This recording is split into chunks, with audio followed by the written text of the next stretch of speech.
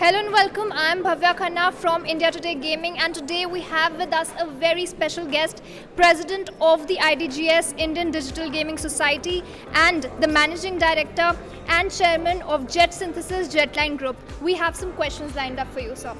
My first question to you would be, talking about the growth trajectory. So how has the esports industry in India evolved over the past years, and what have been the key factors that have been driving this growth? No, I think the esports industry and India, to me are meant to grow together, right? We have the largest youth demography. We have, an audience that is, been bestowed with a number of mobile handsets and so much of PC gaming, etc. that has been there, and at a time when the data costs and all of that have gone down. So today, when we see the number of gamers in the world, 17% of the world gamers are from India, but that is the top of the funnel.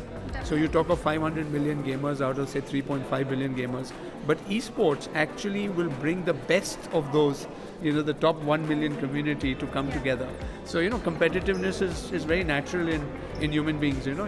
From a young age you're competing in school and class, and to see who can be the best in something is very natural. And the esports opportunity in India is unique because after that it gives the people who are the best in different games the opportunity to then become influencers, creators, also derive livelihoods.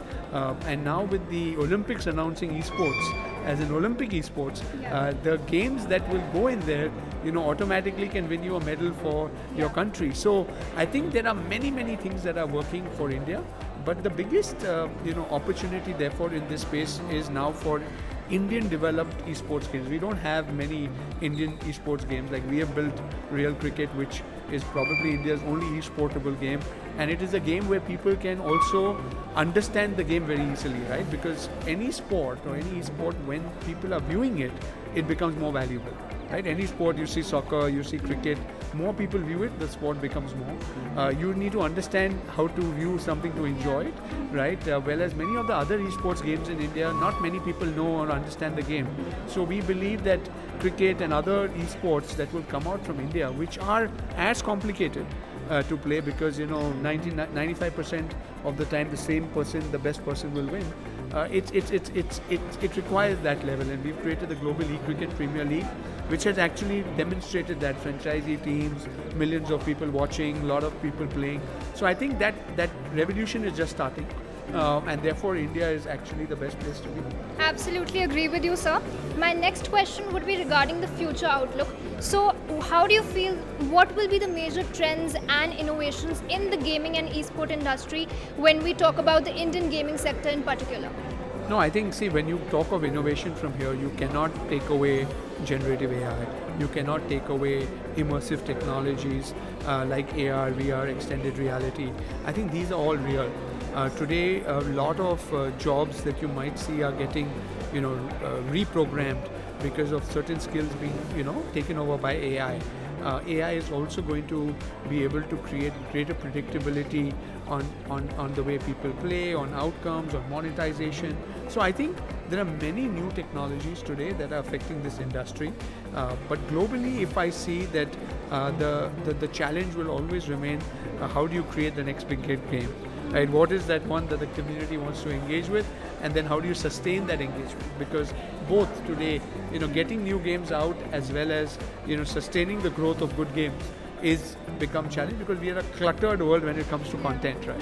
So I think it's both a challenge and an opportunity for India. So you rightly talked about the Olympics. So for that, I would like to bring out this pertinent fact of how, in a significant development, the IOC has announced its partnership with the NOC of Saudi Arabia, wherein they have announced the inaugural Olympic Esport Games that will be held in the Kingdom of Saudi Arabia in 2025. So how do you think Indian participation is going to play a major role in the Olympic Esport Games? No, I think so. I think Indian participation in particularly the Esports Olympics will will be significant, as I said, because we do have a very good set of gamers. Maybe not where the rest of the world is, because we are still playing catch up. The world has had gaming for 50 years. But I see that catch up becoming much faster, because we have a large population of gamers, as I mentioned, and from that to get the best to go and compete at the international level is going to be something that I probably see happening much better and much faster than most others expect. And I think we need, as a country, to be able to send our best athletes. We need to be able to figure out how we can really monetize and achieve the fame, recognition, and enable those athletes to be able to generate their livelihoods through the sports. And I think then we would have been able to create something very significant.